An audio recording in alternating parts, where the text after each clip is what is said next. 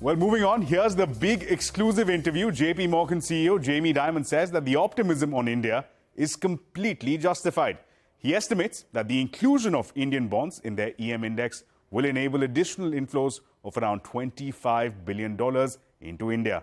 He, however, cautioned that the US should stop thinking of China as a 10-foot giant and negotiate better trade investments with India. I remember 8 years ago or 9 years ago when it started, it was like 50 or 75 clients. Now it's 700 investors from around the world, 70 companies or 100 companies presenting. I think the optimism about India is actually completely justified. Well, what do you believe is driving that optimism today? Modi's been doing a very good job in things like Aadhaar, to get a bank accounts for 700,000 people, simplifying taxes, trying to open up more for foreign direct investment, the national infrastructure program. But just think of your universities here. So we're not the only bank here. There are lots of the banks with a lot of people, but so is Accenture, McKinsey, and obviously you have your local, Tata, et cetera. So those things are driving optimism.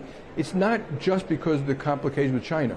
I think that's an opportunity. I think some of this optimism would have been there anyway. Follow up on the inclusion into the bond index, and there's all kinds of estimates on what that could mean in terms of inflows into India. Anywhere between $25 to $40 billion is the estimate over the next year and a half as the inclusion works its way out. Typically, what's been the previous experience of a country being included in the bond index? What are the implications in the medium to long term? Yeah, so our folks think it'll be about $25 billion. It has to be bought, so it gets bought over time. But I think it's a wonderful thing when you index like that, what it means about your capital markets, your rule of law, your transparency, your government financing. The indirect effect is more important. What you want is capital, foreign direct investment, both in plant and equities and things, innovative companies and stuff like that. So it's just one more very positive sign. Speaking of signs, I want to understand from you what your key takeaways about China at this point in time. You were there in May, and you said that the outlook that you had on China was cautious when you talk about the risk rewards at this point in time. How do you feel about China today, and do you believe that we're done with the unraveling as far as the real estate sector is concerned, or we're far from it? Yeah, well, I think the far more important, to me, this Ukraine war, oil, gas, food, migration, it's affecting all global relationships, very importantly the one between America and China. I think America takes this very seriously. I'm not quite sure the rest of the world does. To have a European democratic nation invaded under the threat of nuclear blackmail, and I think there's been a good response, but it's going to affect all of our relationships until somehow the war is resolved. And India is going its own way. They've made their priorities quite clear about national security and what that means. We're still there, and obviously I'm an American patriot, so governments are going to set foreign policy, not JPMorgan.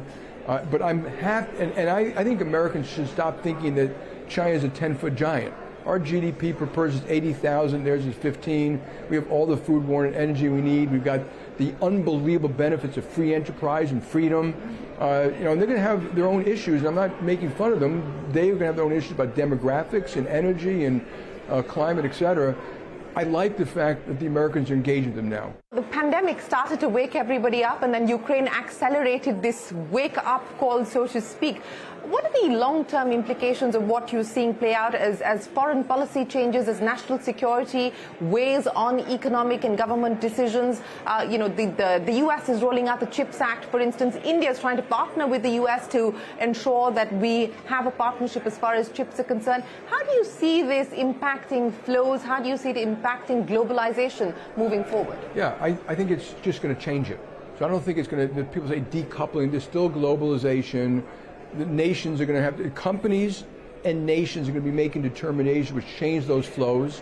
That creates huge opportunity, I think huge opportunity for India, for services and certain manufacturing, and it creates risks. So I'm hoping that political leaders sit down, have these conversations, and make these changes in a way that's not completely disruptive, but is dwarfed by the risk of war and nuclear proliferation and things like that. So I think we have to be very cautious about it, but it's an opportunity for India, and hopefully you're going to seize it. I also think, by the way, it's affecting global relationships.